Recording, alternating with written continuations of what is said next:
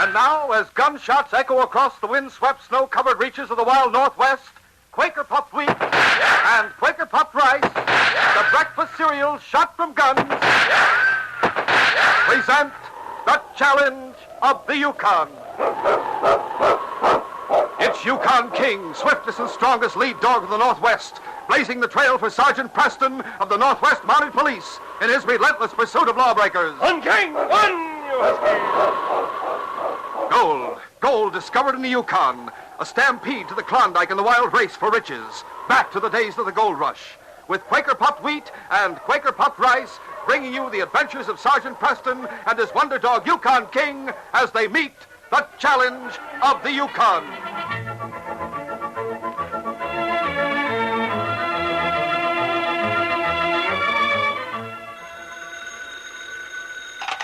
Hello. Hi, Chuck. Oh, you bet I've heard the news about the big contest. Am I?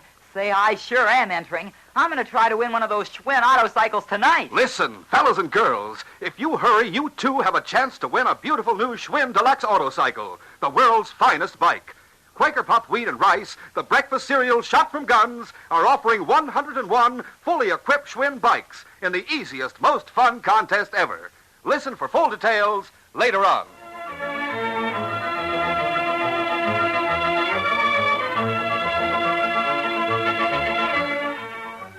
For some weeks, things had been comparatively quiet in the town of Three Falls. Constable Mitchell didn't know it, but this was like the calm that comes before the storm. It began with a shot in the night. Did he get away? Got away is right. I didn't even get a clear look at him. And look at the money drawer. Smashed open and empty. The owner of the general store was robbed. The drawer where he kept his cash lay smashed and empty. Here, Jackson, you've helped me before. What can I do, Mitchell? Look, this playing card was half hid by the cash drawer. Playing card, huh? The ace of diamonds. Does that mean something, Constable? Means something. Means plenty. Means that one of the worst killers in the Yukon territory's come to Three Falls. Means we got the red ace here among us. Red ace. Sam is lucky to be alive. Red ace. That was the beginning. 24 hours later, in the dead of night, the constable was awakened by a frantic voice and a heavy pounding on his door. Constable! Constable! Constable! Pierre, what's the matter? Pierre, Constable, come quick. It's robbery. It's like last night. Confounded, another robbery? Did you find a plate? This playing card I find. The same as before. The calling card of the red ace. I'll be with you in a minute. 2 robberies, but that was not all. On the third night, the red ace struck again. This time, it was murder. Old Hard Rock Larson wasn't found until next morning. A knife had been used. His sack of gold dust, accumulated by years of hard toil, was gone. And in its place... Another playing card. Another ace of diamonds. Red ace again, Constable? Jackson, 3 robberies and a murder. That's bad enough. But what riles me is the way this red ace leaves his calling card. As if he wanted to brag about his work. And still no clues, huh? Well, maybe I'll have something today. How's that? I've sent a man to Dawson to find a Mountie and try to get a description of the red ace. I see. It'll help a lot to know what the killer looks like. Hey, you folks, I'll have you clear out of here now. There's nothing more to see. Get out of poor old Hard Rock's room. Go on now, get out of here. Go on home. At noon that day, Constable Mitchell and his wife, Kate, were having dinner in their home with their friend Chester Jackson as a guest. You have some more coffee, Mr. Jackson? No, thank you. Well, have you had any word from the Mountie in Dawson? Not yet, Jackson. About time Lefty got back from there, isn't it? He'll be along. I figured he'd get here soon afternoon. It'll help a lot if we can get a description of the red ace. Pretty hard to get a man when you don't know who you're looking for. Old Hard Rock killed and robbed last night. Pierre robbed the night before. Sam the night before that. Worrying won't help, Mitch. We'll just have to take things as they come. Jackson will help you all he can. You bet I will, Mitch. You can count on me. Yes. There's times when a man sure appreciates a friend like you. Oh, now... I mean it. You've stuck to me through thick and thin ever since I was made constable. I declare when I get ready to step out, I'm going to try to persuade you to take a job as lawman in my place. And if this red ace keeps on, I'll be ready to step out real soon. The door, Yeah, Jim. maybe Lefty's got back from Dawson. I'll see. Hi, Constable. Here, Lefty. Glad you're back. Here, come on in here. Did you find out anything about the Red Ace? I got a description of the critter. It's right here in my pocket. Could have got a lot more by sticking around, but thought I'd better get back here as you were waiting for me. Here's the description. You said you could have learned more by waiting around? Yeah, the man I talked to said Sergeant Preston knew all about the Red Ace, but was out of town, and no one knew when he'd be back. This may help. Well, that's just a handbill that was sent out about a year ago when the Red Ace was working up in the north. Yes, I remember hearing about him up there. Hey, Jackson, Yes? listen to this. Tell me who it sounds like. You mean it sounds like someone you know? Now, just listen. What? Height, 6 feet 4 inches. Heavily built. 4. Dark eyes. Dark. Hair black and coarse. Great Scott. That's Mr. Grogan. Grizzly Grogan, that's what I thought, Constable. The description fits him to a T. Hold on, Mitch, hold on. Grogan's been living here in Three Falls for the past 2 months. The Red Ace did most of his work north of here. Well, what of it? I'll bet odds there's been nothing heard about the Red Ace north of here since Grizzly Grogan came to town. Well, I can't believe it. Of course, I haven't seen much of Mr. Grogan, but he always struck me as a harmless sort. Well, I'm going to have a talk with Grizzly Grogan. I aim to find out what he has to say for himself. Oh, wait, Mitch. Huh? Just a second. If Grizzly is the Red Ace, talking to him won't get you anywhere. Well, what do you suggest, Jackson? The Red Ace has struck every one the last 3 nights, and generally around midnight or later. Let's wait till tonight. Go over to that shack where he lives.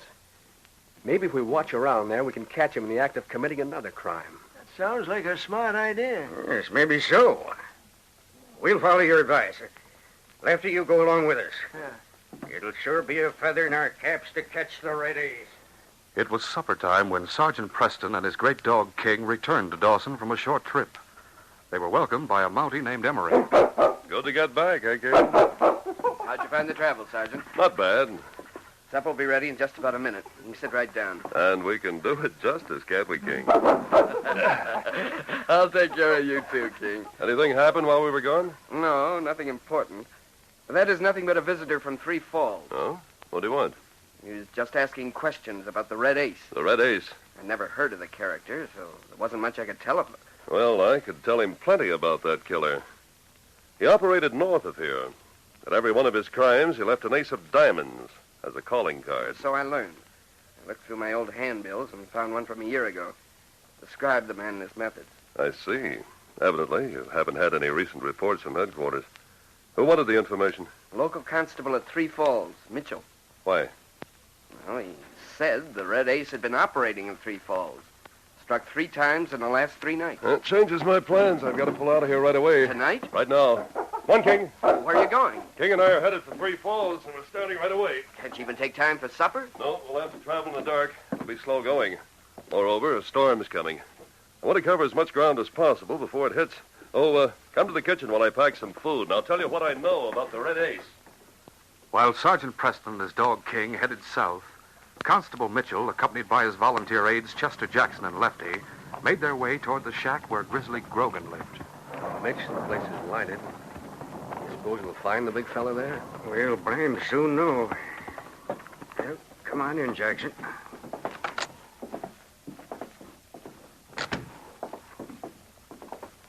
Hey, look there. That pouch on the shelf. Yeah?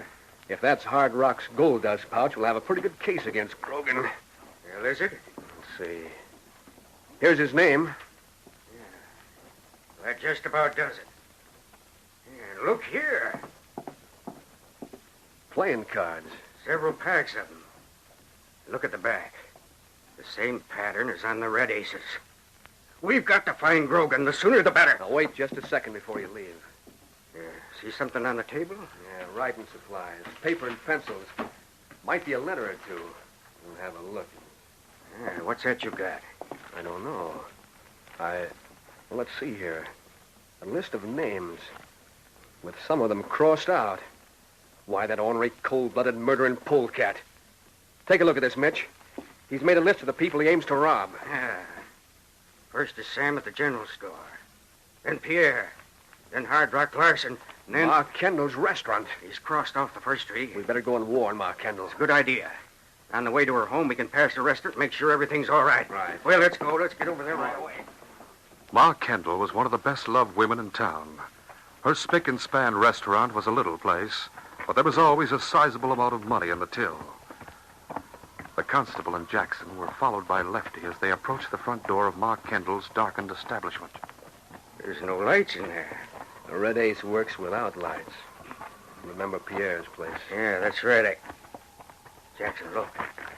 Am I seeing things, or is that door standing part open? What?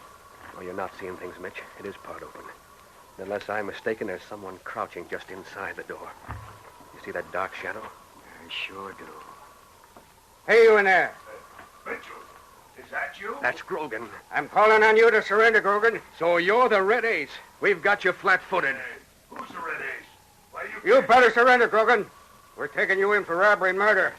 All the frame-ups. Let's go get him. That suits me. I'll take all three of you. I'll let him have it, the big grizzly. Jackson, put the gun down. But he's a killer. I want him alive. I'll get you. All right, hold him. Hold him, I'll hit him. The giant closed in to take on all three of the opponents in a battle to the finish.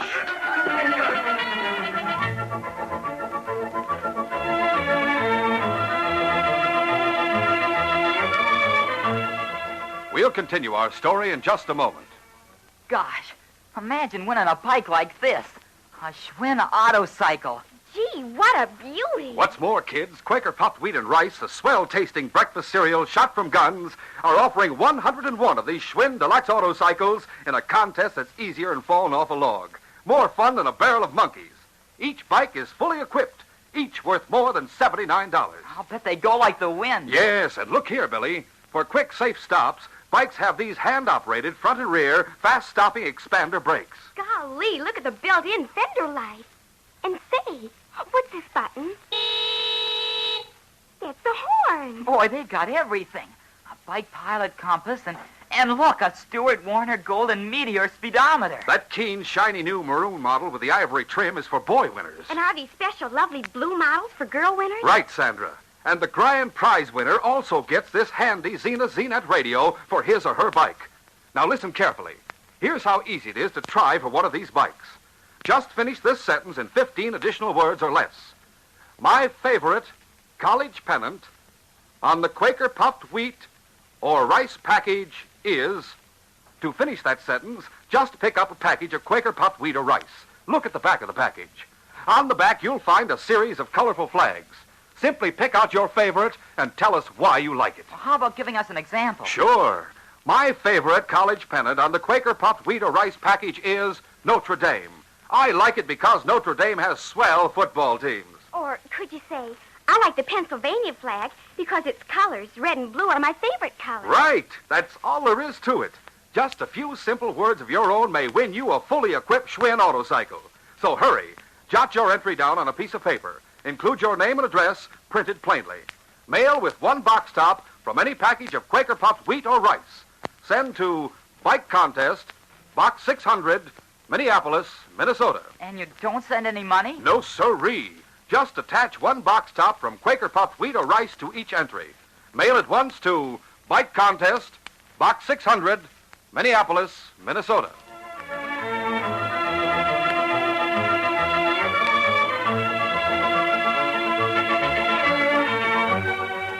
Now to continue our story.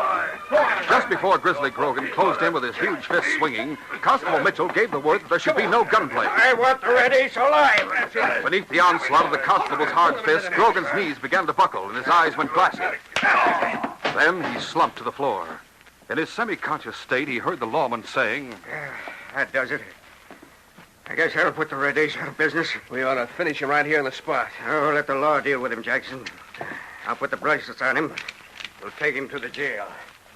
When Grizzly Grogan regained consciousness, he found himself in the small jail room.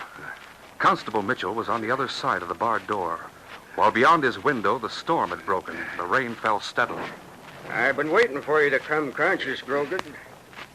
We caught you red-handed. You were about to steal Ma Kendall's cash. Me? Oh, no, wait a minute. I didn't go there to steal no cash. I went there to get the Red Ace. What's that? Well, I had a letter. A note signed by a friend telling me the Red Ace aimed to steal Ma Kendall's cash tonight. I went there, and the door was open, so I was waiting. You expect me to believe that? That's the truth, Constable. Where's the note? Well, I had got it right here in my pocket. It's gone. Yeah. I expect it is gone. If it ever existed. Oh, that won't do, Grogan. We've got you hands down. You fit the description of the Red Ace to start with. In the second place, we found no end of evidence in your shack.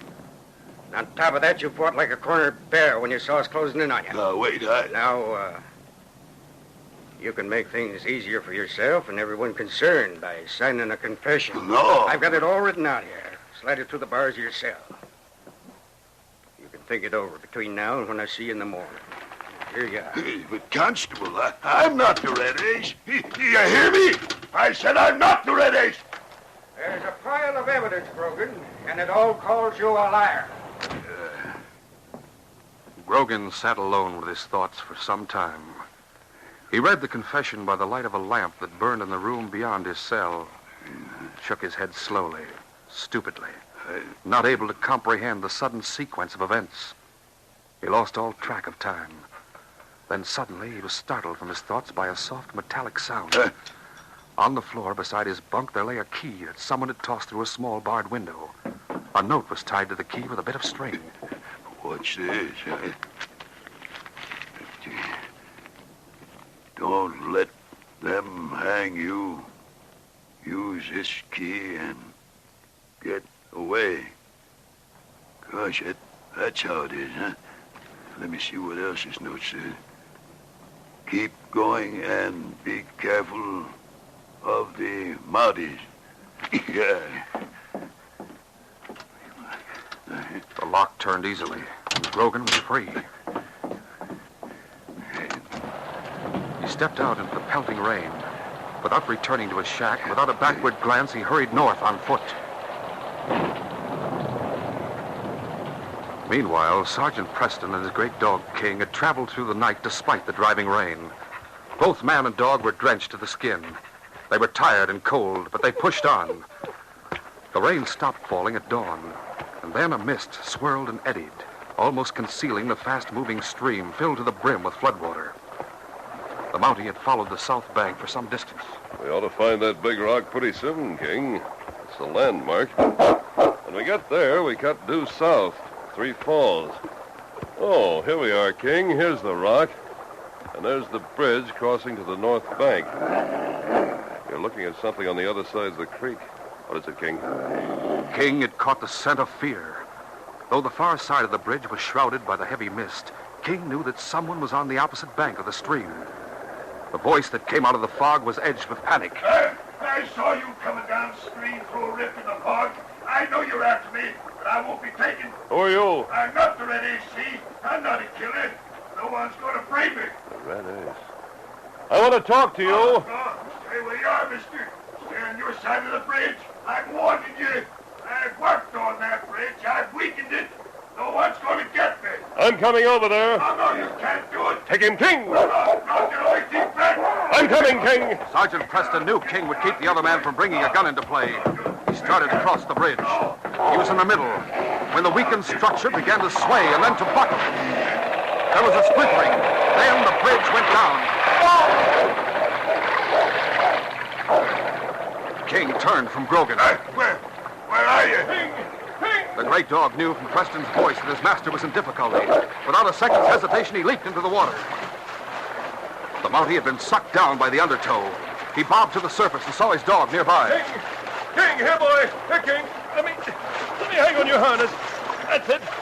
Sure, King. Sure. The great dog struggled bravely, fighting the rushing current with Sergeant Preston clinging to his harness. Then help came from an unexpected source. Grogan appeared out of the fog, swimming strongly. I'll help you. Come on, dog. We'll get him ashore in no time.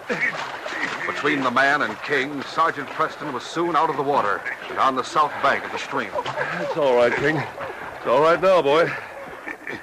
You were pretty close to being knocked out. I'll be all right. You had a good chance to kill me. Doggone it. I'm no killer. I believe that. And I know you're not the Red Ace. My name's Grogan. Everyone calls me Grizzly. I tell you, Sergeant, I was framed in 3 Falls. You're about the size of the Red Ace. I tell you, I'm not that critter. I'm not the Red Ace. I know that, Grogan. That's why I came down here from Dawson when I heard about the Red Ace. The Red Ace has been dead for the past 2 months. Dead? You mean that, mister? I know that for a fact. He was executed by the law. Well, someone in Three Falls is leaving playing cards at his murders, and whoever it is, he did a good job of framing me. That's why I lit out, and I'll tell you all about it. With the simplicity of a child, Big Grizzly Grogan told how he'd received a note telling him to go to Ma Kendall's place and lie in wait for the Red Ace. How he'd attacked the constable and his aides, thinking it was they who planned to rob the restaurant. How he had been captured and jailed. Then he told of the evidence that Constable Mitchell had referred to, and from his pocket drew the confession he'd been asked to sign. This is it right here, Sergeant. It tells of 3 robberies and a murder, and I didn't have a hand in any of them. You said you received a note advising you to wait for the Red Ace at Ma Kendall's. Yeah, the door was unlocked when I got to the restaurant, so I went in. Where is that note? I don't know. I had it in my pocket. When the constable asked me for it, it was gone, so I couldn't prove my story. Did you recognize the writing? No, it was lettered, sort of, so I couldn't recognize it. How'd you get out of jail? Well, someone tossed a key into the cell with a note on it. Oh? That note had the same sort of lettering as the other. It told me to clear out. I left the key in the door with a note attached. How could anyone have gotten the key to your cell? Oh, that'd be easy. Everyone knows the constable keeps a couple of spare keys in his desk. One more question, Grogan. Yeah? How long were you waiting in Ma Kendall's restaurant? Oh, a couple of hours, I reckon. And there was ample time for someone to plant evidence in your home. Yeah, I guess so. All right, Grogan. We'll go back to town and see if we can make the killer betray himself. Though the morning was well advanced, Constable Mitchell was still raging about the escape of his prisoner. Jackson and Lefty were with him. Every time I think of that big galoot walking right out of this deal while I'm pounding my ear, sound asleep, I get mad all over again. Well, Constable, it proves one thing. The Red Ace had an accomplice. Pack of good it does to know that. The accomplice must have all of the loot. Yes, I guess he has. We went through Grogan's shack without finding any of it. Is that a dog? Yeah. Look out the window. It's a Mountie. Looks as if he'd been through plenty of rain. Hi there, Sergeant. Good morning, Constable. My name's Preston, and this is my dog, King. Great day. So you're Sergeant Preston. Well, I'm downright glad to know you. This is Chester Jackson. This here's Lefty Barnes. Howdy, You're the Sergeant. man who was in Dawson yesterday. That's right, Sergeant. You were inquiring about the Red Ace. Yes. Sergeant, I had him right here in this jail last night, but he escaped. Oh? What'd you do about it? Did the best we could. Lefty and Jackson and I tried to follow tracks, but the rain had washed them out. How long have you been here in the office? Half an hour or so. And you probably haven't heard the news. I met him not far from town. What's You met that? him? You'll have no further trouble with the Red Ace. He's dead. What? Oh, you got him? Dead, huh? Oh, and that reminds me of this pouch here. What's in there, Sergeant? I promised Grogan I'd see that Sam, the storekeeper, and a fellow named Pierre got their money back. The loot. Larson's family should be given his gold dust. You mean to say you got back all that stolen loot? It's not unusual for dying criminals to try to make restitution. Will you lock this pouch up in your safe, Constable? Well, yes, but... Then come with me. I'll take you to Grogan. Well, sure thing. 2 of us can handle things. We'll not need your helpers. The constable locked the leather pouch in his safe and then left the office with Sergeant Preston and King. A moment later, Chet Jackson departed to attend to a personal matter. He walked rapidly, obviously disturbed, to the cabin where he lived alone. At the door, he paused and fumbled in his pocket for a key. That big gorilla. He must have suspected that I wrote the notes. Must have doubled back here and waited till I left my place. Here's the key. Could he have had a key to the door? He might have pried a window open. Soon know. Jackson crossed the room quickly after carefully closing the door. He crouched to the floor in front of the fireplace and brushed aside the ashes that covered slabs of flat stones. I'll soon see. His nervousness increased. His fingers trembled as he felt around the edge of one stone Where? and then lifted it out to expose a hiding place. Sweat beaded his forehead. He reached into the opening and brought out a flour sack. He was so intent on his work that he didn't notice the door opening behind his back. Something in the sack. Dump it out on the floor. What? The money. It is here. That's what we want. What? Tip your hand, eh, Jackson? You, Preston, you trapped me. Well, I'll get you for that. Get him, King! I'll take that gun. Take him off. Take him off. That dog will kill me. Down, King. That dog. On your feet, Jackson. Up you come. Well, looks like you got a prisoner, Sergeant. Yes, and a killer. Jackson, The evidence in that sack will hang you. Wait, you lied. You said Grogan was dead, and he's not. He's right out there. I said the Red Ace was dead, and that's the truth. Looks like you fell for the old trick, Jackson. When you thought your loot had been found by Grogan, you just couldn't rest until you made sure. All right, you win. The law always wins, Jackson. But why did you follow me here? Why did you suspect me? Because I believed Grogan's story. When he said that the note telling him to go to Ma Kendall's restaurant had been taken from his pocket, I knew that only 3 men had access to it. The constable, Lefty, and you. So that's where I made my slip. The constable and I left the office to give you and Lefty a chance to act. He stayed there. You didn't, so we followed him. One little mistake. One little mistake, Jackson. That's all it takes to lose a crooked game. You're under arrest in the name of the Queen. Yes, King, we have our man. Thanks to the way you spotted Grogan in the fog and rescued me from the stream, this case is closed.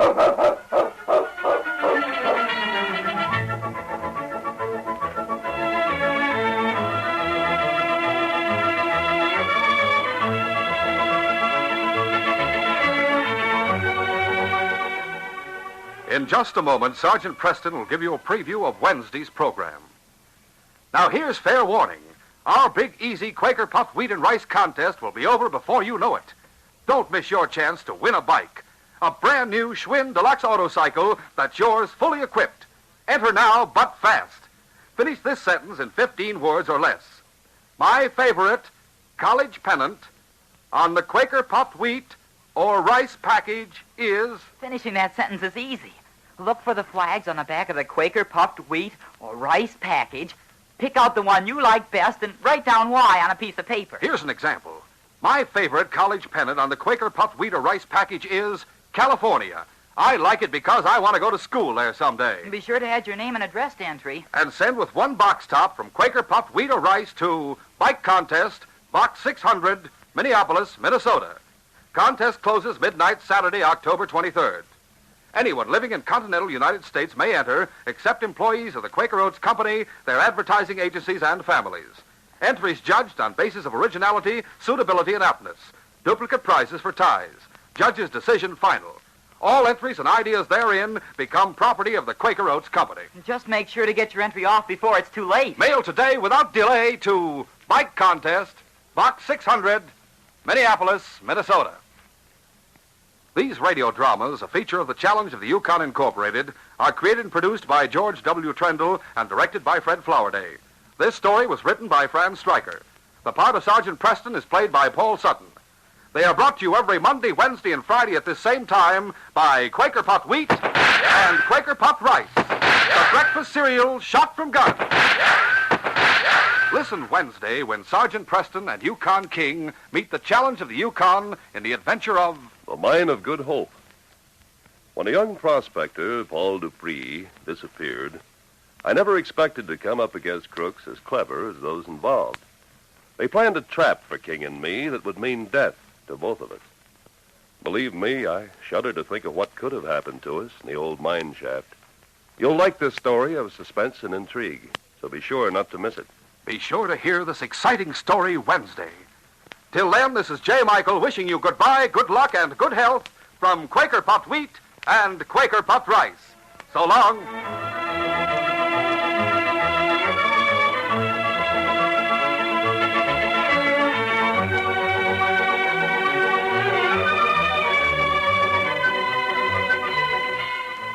This is ABC, the American Broadcasting Company.